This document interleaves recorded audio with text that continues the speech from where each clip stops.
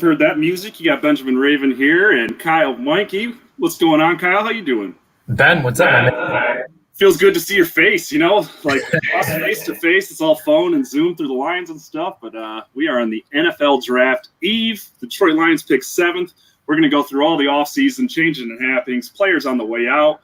Then we're going to run through the most likely picks for the Lions. We've been doing that all week with our 9. We'll run through those names. 5, taking a closer look at 5 today. But, where else is there to start with Matthew Stafford on the way out to Los Angeles? Stafford to L.A. for Jared Goff, 2 first-round picks in the 2020, 1 first-round pick in 2022, 1 first-round pick in 2023, and a third-rounder in this year's draft. And I got to say, what was your instant reaction, Kyle, to that? Kind of the price that Stafford got the Lions back. Well, we could start with the new head coach. We could start with the new general manager. It's just been an off-season of so much change, Ben. And I've gotten a little feedback here, so I'm sorry if this is. I have no idea if the audio is messed up or what, but no. The Stafford trade. I really liked it for the Lions. I thought that was a good trade. Dan Campbell's already told us that every move this team makes, is with next year in mind, and especially in 2 years. And you get 2 first-round picks for your franchise quarterback to start building and kind of accelerate this rebuild that's underway. I think that was a great move for this team and to really kickstart what's going to be a very considerable roster turnover just based on where the talent level is. You got new schemes coming in on both sides of the ball, almost totally new staff. This roster is going to look very different in 2 years. You need better players. You need different kinds of players. And the Matthew Stafford trade really helps the Lions do that. Yeah, absolutely. And obviously, Dan Campbell, Brad Holmes, the new head coach, new general manager. Your franchise quarterback requests a trade after the season, and you're still able to get 2 first-round picks, a potential starting quarterback, and a third-rounder. Not too bad of a first task for Brad Holmes to knock off there. But obviously, Stafford's not the only guy on the way out of town. This team is bare bones at receiver. Kenny Golladay, Marvin Jones, Jamal Agnew, even Danny Amendola, they're all gone. They've added some speedy, dynamic threats, but there's Kenny Golladay. He led the league in touchdowns 2 years ago. That's a big loss right there. He's going to New York, 4 years, $75 million plus deal. The man got paid. He cashed in on himself, and it worked out. But, that type of production is hard to replace, and it's not just going to happen overnight through the draft at pick 7 or round 2. But, how does this team start to replace, Golladay, Jones, and Amendola? That trio was lauded as one of the deepest in the NFL heading into next season. Even with a 4th or 5th fiddle, that's a former All-Pro return guy. There's a lot of talent on the way out. How do they replace that in the receiver room? Yeah, it's 6 to 7 guys who this for the Lions. It's just a top to bottom remodel at that position, which, if you go back to last year, was one of the few strengths of this team. And you throw Matthew Stafford in there, who's the best player on this team last year, and he's gone too. So 6 of your receivers who caught passes, your quarterback, all gone from a team that really couldn't run the ball and really couldn't stop anybody. So to answer your question, there's considerable work to be done. They did throw a bunch of 1-year contracts at guys, Rashad Perriman, for example.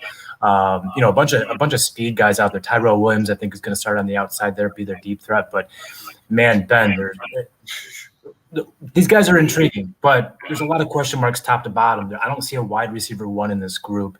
And if the Lions are talking about salvaging Jared Goff, which they are, and they're serious about, apparently, according to every report and every time we've talked to Brad Holmes, you got to get guys who can catch passes.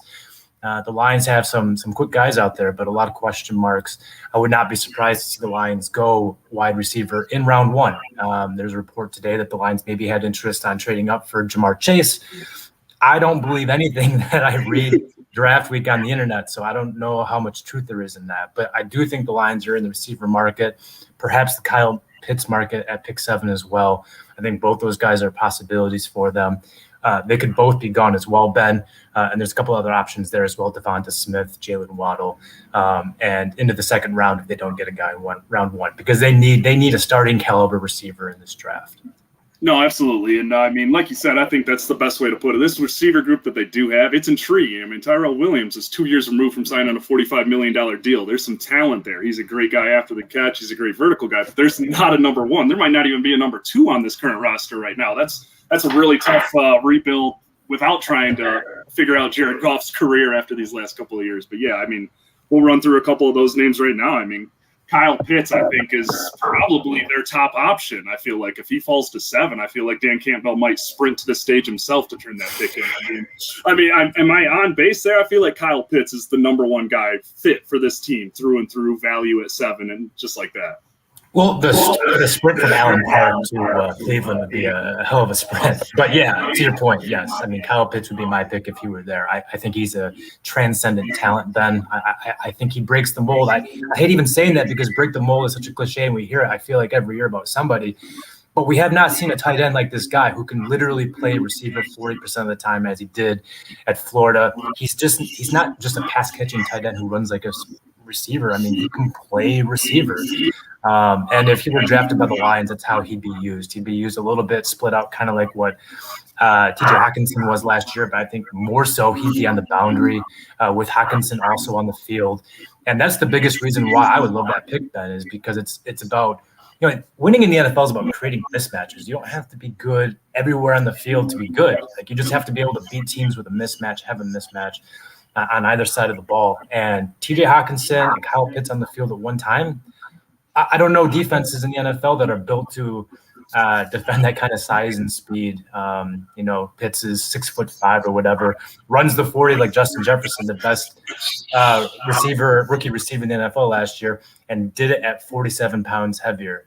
He's a freak, and put him on the field with Hockenson. I'm just not sure what NFL defenses would do.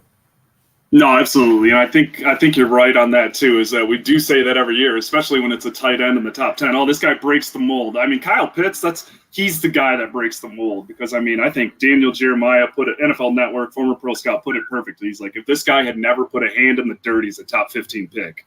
And he's not afraid to block. He's a willing blocker. That's another level. Yeah, this guy can play slot, he can play outside, he can play tight end. He's a special talent, and I buy all the smoke that he's the second best player in this draft behind Trevor Lawrence. And he could be the first quarterback off the board, Ben. Absolutely, and I think he will be. And you mentioned that Jamar Chase news this morning. We saw the rumors there that the Lions potentially is talking about moving up. Chase hasn't played in a year, but my goodness, he was part of that historic passing attack at LSU in 2019, winning the Biletnikoff Award over Justin Jefferson. 46 plays of more than 15 yards. The guy's just an absolute deep threat. That's crazy. It's just absolutely ridiculous. What's your take on Jamar Chase? Is he your top wide receiver? Yeah, definitely. The numbers are crooked. It's crazy. That we all know what the SEC has. It has the best NFL talent in the country. LSU is one of those factories out there, and he's got Justin Jefferson in the same lineup. And Joe Burrow, the number one pick from last year, Chase was his number one receiver. Obviously Justin Jefferson had a great year too, but I think the fact that on the same team, Jamar Chase was able to be the wide receiver 1 over the guy who's the best rookie receiver in the NFL last year says a lot about Jamar Chase. And he didn't even play last year, didn't play a single down in 2020 after opting out, and he's still considered the number one receiver in the class. It's not that hard to figure out. He's a big, thick receiver who can win at the line of scrimmage, which would be appealing to teams, concerned about press man. He can win at the top of the route, and as we saw at his pro day, which I think is the thing that people didn't really realize about this guy, he can run too. I think he was 4.43 or somewhere in that range. A real good time, a fast guy, big guy, best receiver in this class. If he's there, I think he is the pick for the Lions.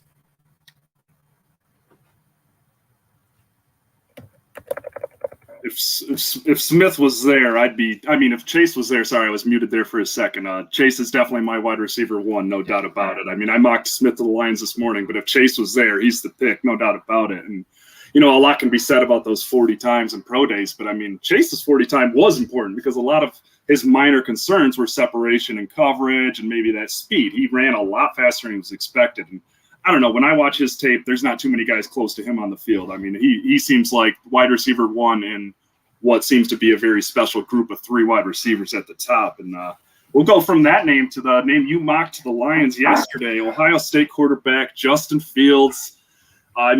It's hard to disagree with that pick if he's there. He's a special guy, and if teams are going to let him slip out of the top 5, top 4 in this draft, and it's hard to disagree with that logic. What was it about Fields that locked it in for you? Well, let me start with, I do think it's easy to disagree with that pick, and a lot of people have, and I understand it. I mean, quarterback scouting is so different from person to person, from analyst to analyst, team to team. Different teams value different things.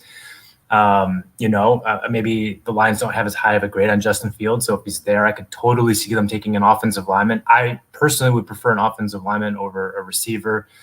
If I were the Lions, I would take Kyle Pitts if he's there. If Kyle Pitts is gone, I would take PENEI Sewell, maybe Rashawn Slater. Sewell would be my guy. But I mocked, Ben, to answer your question, I mocked Justin Fields to the Lions because, to my mind, you can't pass up an opportunity to upgrade the quarterback position. It's the most important position in the league by far, and I think the Lions have that opportunity. I don't think Jared Goff is the guy. And I know a lot of teams think, a lot of analysts think that Jared Goff is going to be the quarterback in Detroit, and the Lions are out of the out of the quarterback market. And I just don't see it that way, Ben. Look at the last 2 years in LA. He struggled. He's turned over the ball more than any other starting quarterback in the league. Maybe he can sort himself out here, but I don't know. He's not going to be surrounded by the talent that he was in LA. I know he took LA to the Super Bowl a couple of years ago, but he had an elite defense, had an elite running game. The Lions are very, very long ways away from offering the kind of support that LA did to help save Jared Goff, to help his career. And I wrote this in my pick yesterday, Ben. The best way I can explain it is Matthew Stafford's a better quarterback than Jared Goff. That's why LA gave up 2 first-round picks and a third-round pick to swap those quarterbacks. It's not because they're the same class of quarterback, because they're not. No one thinks that in the NFL. Jared Goff's a worse quarterback. So if Matthew Stafford couldn't win in 12 years in Detroit, trying it every which way, why would Jared Goff? I don't think the Lions have their quarterback. I don't know if it's this year or next year that they go out and get a guy. But when you're at that 7th spot, like I have in my mock draft, and you have a guy like Justin Fields who is available to be taken there, a guy who's, to me, a talent upgrade, a physical talent upgrade over Jared Goff, I think you have to take it. I do think the concerns about the offense he's coming from Ohio State are valid. Some of the concerns about him being a one-read kind of guy are valid. That's what the offense asked him to do, so he's going to have a lot to learn. I think when he gets to the NFL and has a more complex system with more on his plate at the line of scrimmage. But Detroit offers someone an opportunity to sit from the bench and learn for a year or two, probably 1 year, and play in year 2, ideally. But with Jared Goff in the lineup, that Justin Fields doesn't have to play until 2022 if he's not ready. And I just think it's a good situation for the Lions to upgrade that important position. And I think it's a good situation also for Justin Fields, who I think it would suit him well to sit out 2021 rather, and learn going forward. No, and I agree on that. Those are valid concerns with Goff, too, it's not overreacting to somebody lauded as one of the best offensive mind in football, paying an extra first-round pick just to get you off their roster for an upgraded quarterback. The receiver situation is nowhere near what it was in L.A., and the defenses, the Lions are basically rocking an XFL defense compared to what the Rams got. It's not going to be pretty. So, I got you there. And, it was the hardest part about my mock was not sending a quarterback to the Lions at 7, because I'm with you. Goff is not this team's quarterback of the future. He might be the quarterback of now, but I don't think he's the quarterback 12 months from now even. But, moving on, you mentioned the Sewell, the offensive lineman from Oregon. He didn't play last year either. He's my number 1 guy, too. I know there's a lot of love for Slater out of Northwestern, but, Sewell never allowed more than 2 pressures in a single game as a teenager starting at Oregon. He's an athletic freak. He moves like a freight train, but he's got the agility of a Porsche. If the Lions go I watch his tape as a former right tackle myself. It's just like, this guy's like, what is this human being? I feel like that's another Dan Campbell pick right there. And I know the Lions' greatest strength is their offensive line. So why would they go Sewell? What does he bring to this team when you got a Taylor Decker, a Frank Ragnow, a Jonah Jackson in there already? Well, he brings you long-term stability up front, Ben. You mentioned Taylor Decker. He's coming off, I would call it a borderline elite season. He's done it for 1 year, so I wouldn't call him an elite left tackle in the NFL at this point. But he had a very good season last year, one of the best in the league, one of the most reliable guys in pass protection. I believe he was 3rd in the league as a pass protector at offensive tackle, according to Pro Football Focus. And he's locked up for 3 or 4 more years. Frank Ragnow, coming off a Pro Bowl season, locked up for multiple years. Jonah Jackson, 3rd-round pick from last year, playing between those guys, had a really good rookie year. Now you throw a guy like Sewell or perhaps a Rashawn Slater, one of the 2 offensive tackles into the mix. at right tackle, you have the nucleus of an offensive line that's not only talented, but relatively young and is locked up for multiple years to play together. That's what a team like the Cowboys did. Zeke Elliott, great player. Dak Prescott, really good quarterback who's had some great years. Those guys they were so good in Dallas because they had an awesome offensive line playing in front of them for multiple years, multiple Pro Bowl kind of guys. And I think drafting an offensive lineman, it's not sexy. It's not going to win like draft night usually, but it sets up your team for success, your offense for success by having so many young, talented guys locked up for so many years together. That's an investment in DeAndre Swift. That's an investment in Jared Goff, your potential future quarterback. I like the move. I think if Kyle Pitts isn't there, that would be a hard option to turn down for Detroit.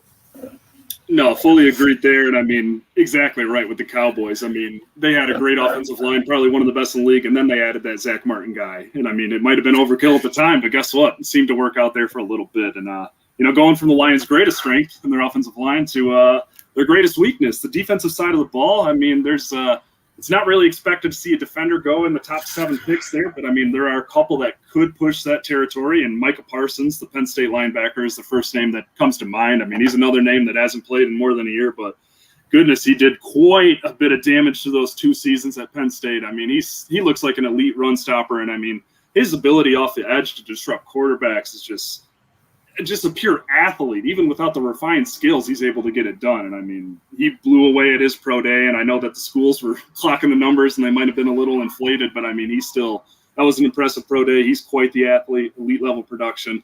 What are the chances the Lions go defense on the first day at pick 7, or do they get out of there to go defense?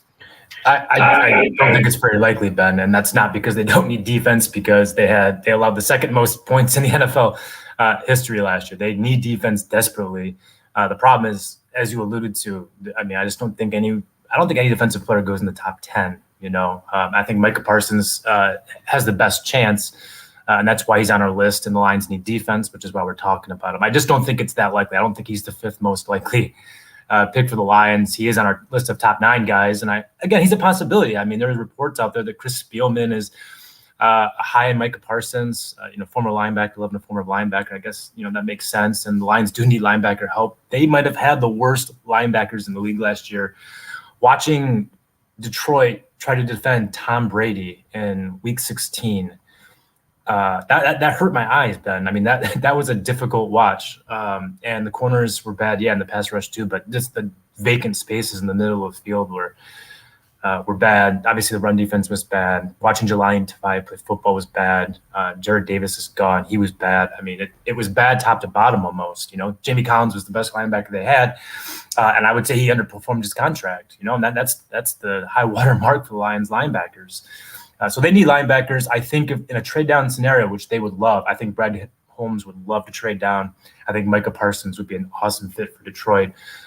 Short of that, I don't really expect Parsons or any defensive player to be the pick at that spot. No, and I'm with you there. And it's a really interesting deal with the defense this year because the Lions haven't done much to improve their linebacker room. It's been departures. They signed Alex Anzalone from New Orleans, a depth linebacker with some injury issues in his 4-year career, and they re-signed Jalen Reeves-Maven, a special teams contributor who hasn't played much on defense. I mean, it seems pretty likely they're going to walk away from this draft. I mean, probably not on day 1 with multiple linebackers. So it's just kind of curious. It's a tough year to be looking to rebuild your defense, obviously, on day 1. No doubt about that. But, we ran through our 9 list of guys earlier this week for those that missed it. Ran through the 9 this morning. We each posted our mock drafts. You had Justin Fields. I had Devonta Smith in a trade back scenario to 9. I hate the mock draft trade guy, but I became it this morning. So,